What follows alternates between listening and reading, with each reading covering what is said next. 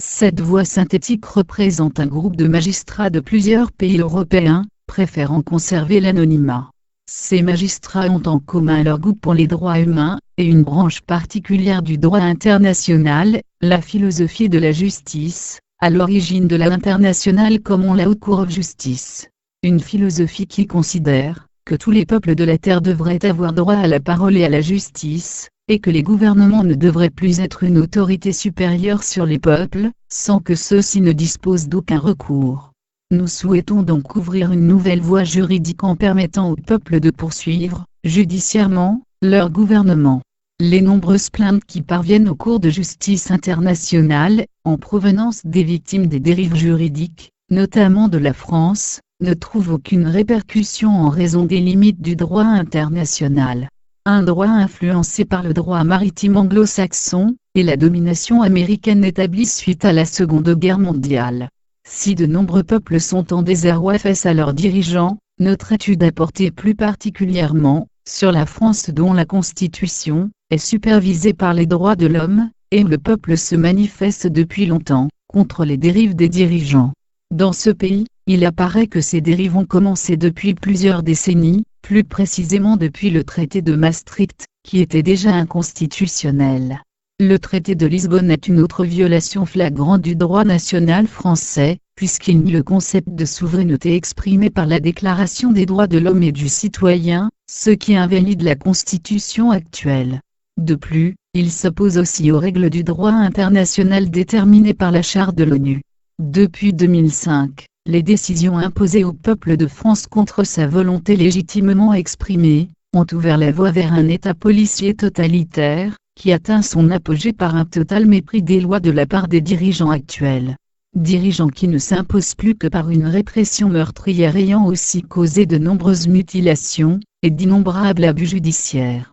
Ces dirigeants commencent aussi à modifier en profondeur le système juridique français au détriment du bien public, bafouant les droits naturels et imprescriptibles de l'homme, et établissant une situation qui rend caduque la plupart des textes de l'ONU concernant les droits de l'homme.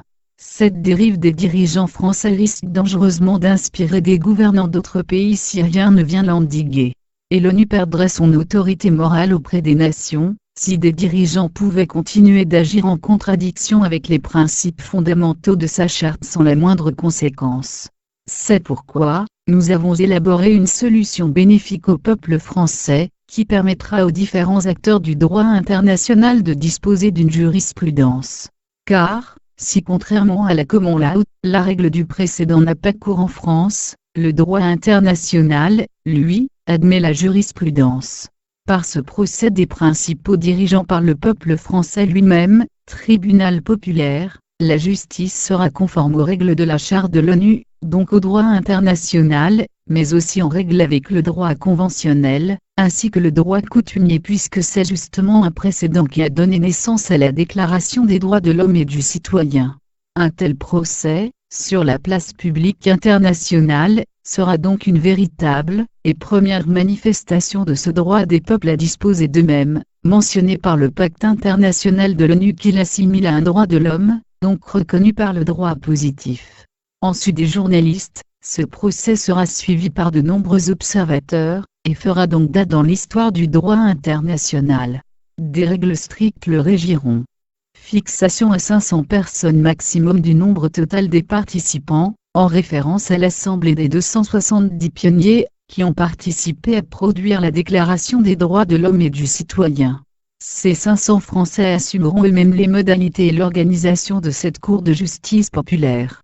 La totalité des frais de cette opération sera aussi à la charge exclusive de ses participants libres, ce qui représentera pour chacun un engagement de 220 € à acquitter lors de l'inscription, sollicitant si nécessaire le concours de citoyens, qui soutiendraient leur participation.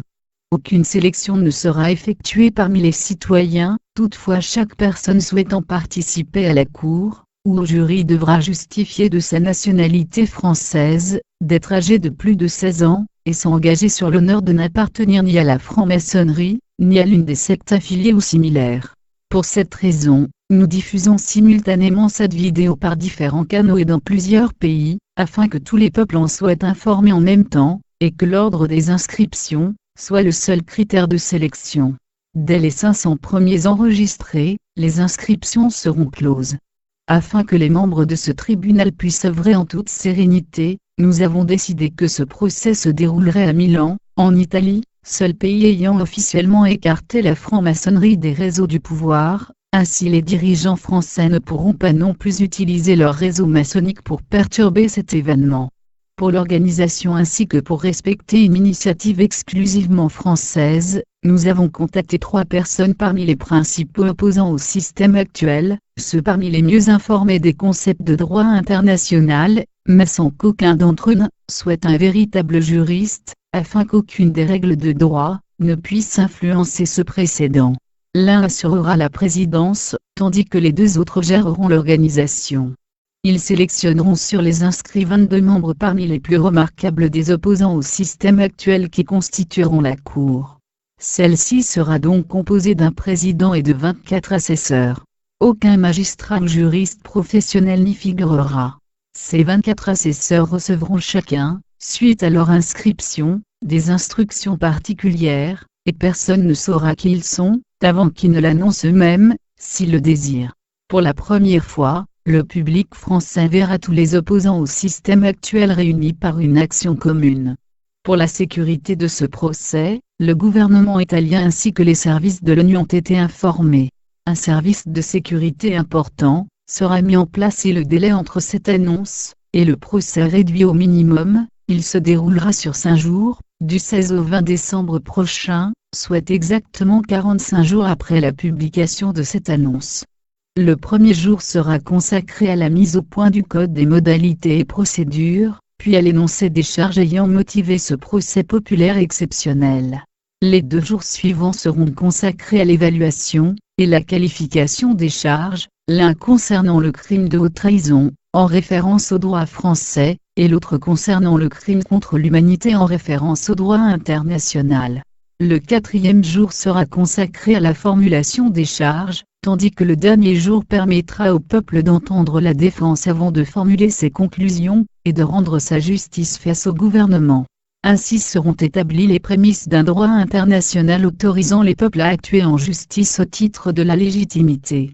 Rappelons à ce sujet que toute institution judiciaire doit avoir pour but l'application par des lois des notions de bien et de mal, raison pour laquelle les codes actuels sont issus des codes antiques mêlés du droit coutumier, et même si le droit international est dominé par la puissance militaire, comme le code maritime anglais, ou par la puissance sociopolitique, lorsqu'une secte comme la franc-maçonnerie contrôle les rouages d'un pays, il n'en demeure pas moins que chaque peuple puisse ses concepts de bien et de mal dans son propre passé culturel, et qu'il doit pouvoir s'exprimer, lorsque des dirigeants tentent d'aliéner ou inverser ces notions par des lois nouvelles.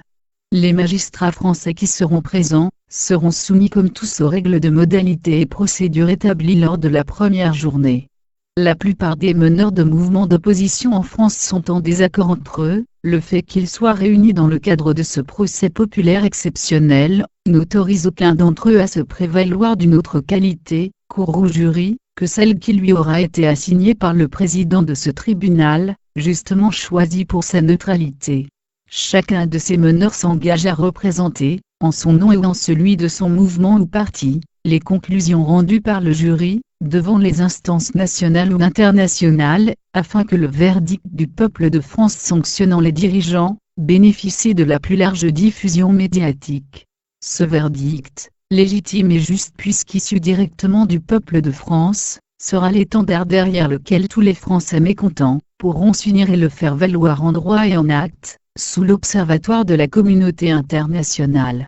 Les journalistes souhaitant assister au procès devront adresser leur demande au plus tard le 30 novembre. La confirmation leur parviendra dans les 72 heures suivantes. Ce procès qui couronnera le courage d'un peuple qui se manifeste depuis plus d'1 an contre les abus et anomalies de ses dirigeants, aura sans doute un retentissement mondial, qui octroiera un nouveau statut au peuple, modifiant en profondeur les relations internationales, ainsi que les philosophies juridiques nationales.